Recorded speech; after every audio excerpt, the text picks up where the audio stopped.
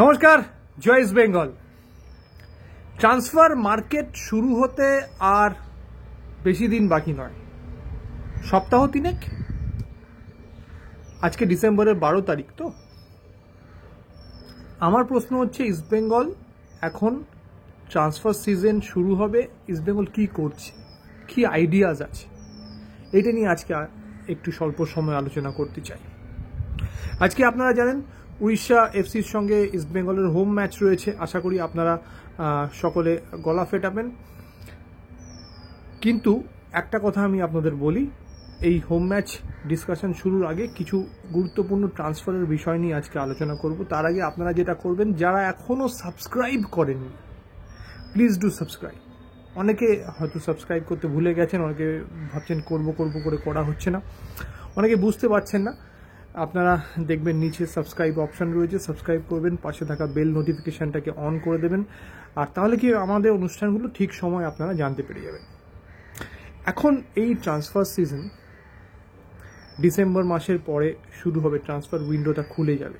ইস্টবেঙ্গলের কিন্তু রিকোয়ারমেন্ট রয়েছে। কি রিকোয়ারমেন্ট রয়েছে? সেন্টার ফরওয়ার্ড একজনের রিকোয়ারমেন্ট রয়েছে, সেন্টার ব্যাক অন্তত একজনের রিকোয়ারমেন্ট রয়েছে, আর কিছু ডোমেস্টিক রিকোয়ারমেন্টও রয়েছে।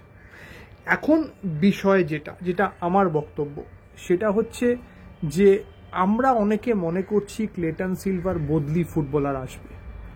আমি আপনাদের বলতে পারি, যতটা আমি খবর রাখি, that is not going to happen. Clayton Silva east বেঙ্গলেই থাকছে, তার চুক্তি শেষ হওয়া পর্যন্ত। এই বছর জানেন আপনাদের ক্লেটনের চুক্তি রয়েছে, 1 বছরের চুক্তি নবীকরণ করা হয়েছিল ক্লেটন সিলভা তার চুক্তি শেষ হওয়া পর্যন্ত ইস্ট বেঙ্গলেই থাকছে, এ বিষয়ে কোনো সন্দেহ নেই। ইস্ট বেঙ্গলে যদি আসে, তাহলে আসবে হচ্ছে সপ্তম বিদেশি। আমি আবার বলে রাখছি, ইস্ট বেঙ্গলে যদি আসে, তাহলে আসবে হচ্ছে সপ্তম বিদেশি। হয় সে সেন্টার ব্যাক পজিশনে আসবে, নয় সে সেন্টার ফরওয়ার্ড বা অ্যাটাকিং পজিশনে আসবে। এই মুহূর্তে অষ্টম বিদেশির বিষয়ে আমি কল্পনা করতে পারছি না। সপ্তম বিদেশির বিষয়টা আমি আপনাদের বলতে পারি, দিস ইজ পসিবল। এই বিষয়ে আপনারা অন্তত আশা করতে পারেন। এখন যে বিষয়টা, যেটা হচ্ছে আমার মূল বক্তব্য, এবং এইটা বেসিক্যালি এইটাই এখন ক্লোজ কোয়ার্টারে আলোচনা হচ্ছে। কোচ কিন্তু বলেছে 31শে ডিসেম্বরের আগে উনি কোনো সিদ্ধান্ত নিচ্ছেন না। অর্থাৎ আমাদের যেটা মনে হয়েছিল, ইস্টবেঙ্গল তাড়াতাড়ি বিদেশি রিক্রুটমেন্ট করবে এবং 11ই জানুয়ারি এমবিএসজি ম্যাচে নতুন বিদেশিকে আমরা দেখতে পাবো, সেরকম কোনো ঘটনা ঘটছে না। আপাতত সেরকম কোনো ঘটনা ঘটছে না।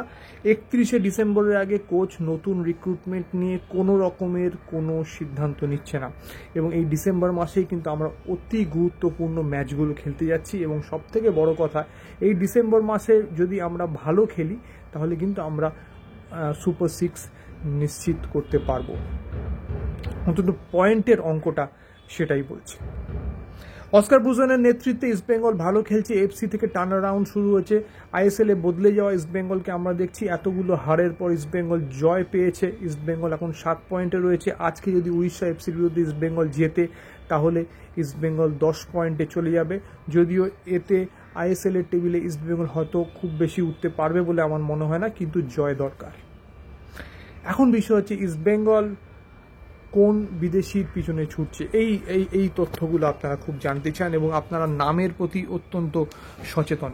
আমি আপনাদের একটা কথা বলতে পারি যে রবসন রবিনোর বিষয় ইস্টবেঙ্গল অনেকটাই এগিয়ে গিয়েছে। রবসন রবিনো পরবর্তী ইস্টবেঙ্গলের বিদেশি ফুটবলার হলে আপনারা অবাক হবেন না। কিন্তু এখানে একটি বিষয় আছে, কোচ কিন্তু নিজেদের অপশনটা খোলা রাখছে।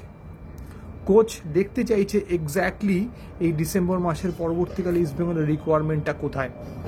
রবসন রবিনো যদি ইস্টবেঙ্গলে আসে, প্রাথমিকভাবে সে এএফসি কাপ খেলার জন্যই আসবে। মার্চ মাসে আমাদের খেলাগুলো রয়েছে, শুরু হচ্ছে এএফসি চ্যালেঞ্জার্স। এছাড়া ইস্টবেঙ্গল পরিবর্তন করতে পারে হিজাজি মাহেরকে, কারণ কি হেক্টর উৎসের মনে রাখবেন আর 1 বছরের যদি চুক্তি রয়েছে, স্বাভাবিক নিয়মে তার চুক্তি শেষ হয়ে যাবে, কিন্তু হিজাজি মাহেরের সঙ্গে চুক্তি 2026 অবধি রয়েছে। ইস্টবেঙ্গল চাইছে হিজাজি মাহেরকে পরিবর্তন করতে। এটা আপাতত প্রাথমিক একটা মতামত আপনি বলতে পারেন। ডিসেম্বর মাসে পাকা সিদ্ধান্ত হবে, ডিসেম্বর মাসের পরে কোচ সিদ্ধান্ত নেবেন। তবে আমার যতদূর ধারণা, যতদূর খবর পাচ্ছি, এই আইএসএল এর জন্য হিজাজি মাহের পরিবর্তন হবে বলে আমার মনে হয় না। নতুন বিদেশি আসলেও সে বিদেশিকে কিন্তু এএফসির দিকে নজর রেখেই নেওয়া হতে পারে। তো যাই হোক, এইটা হচ্ছে বিষয়। এছাড়াও আমি একটি গুরুত্বপূর্ণ বিষয়, অনেক মহল থেকে আলোচনা আমি শুনলাম, সেটা হচ্ছে যে দুজন ভারতীয় ফুটবলার আই লিগ থেকে, তাদের উপরও ইস্টবেঙ্গলের নজর আছে। কে কোন ক্লাব সেটা আমি জানতে পারিনি, জানতে পারলে আমি আপনাদের বলতে পারবো। দুজন ভারতীয় ফুটবলার উপর ইস্টবেঙ্গলের নজর আছে, অবশ্যই এর মধ্যে একজন হচ্ছে সাইড ব্যাক। সে দেখা যাক ব্যাপারটা কি হয়। আর আজকে উড়িষ্যার সঙ্গে ম্যাচ, যেটা আমি আপনাদের বলছিলাম, সেটা হচ্ছে যে দেখুন, আজকে ক্লেটন সিলভার ওপর অনেক কিছু নির্ভর করছে। ক্লেটন যদি আজকে ভালো খেলে দেয় এবং ক্লেটন যদি আজকে নিজের স্কোরিং বুটটা খুঁজে পায়, তাহলে আমি আপনাদের কালকে রাত্রি ইস্টবেঙ্গল আড্ডাতেও একটা কথা বলেছি, তাহলে কিন্তু ক্লেটন দেখবেন এই বছর 7টা থেকে 8টা গোল করে যাবে। He is just not getting is scoring boot. Clayton কিন্তু গোলের সুযোগ তৈরি করছে, জাস্ট স্কোর করতে পারছে না। ওকে আজকে স্কোর করতে দিন। আমার মনে হয় ক্লেটনের ওপর ইস্টবেঙ্গলের জয় নির্ভর করবে। জিকসনের থেকে অনেক ভালো খেলা প্রত্যাশা করছি। ভালো থাকবেন। যারা সাবস্ক্রাইব করেননি অবশ্যই এক্ষুনি দেরি করবেন না, সাবস্ক্রাইব করবেন, লাইক করবেন, শেয়ার করবেন, কমেন্ট আপনাদের অধিকারের বিষয়। জয় ইস্ট বেঙ্গল।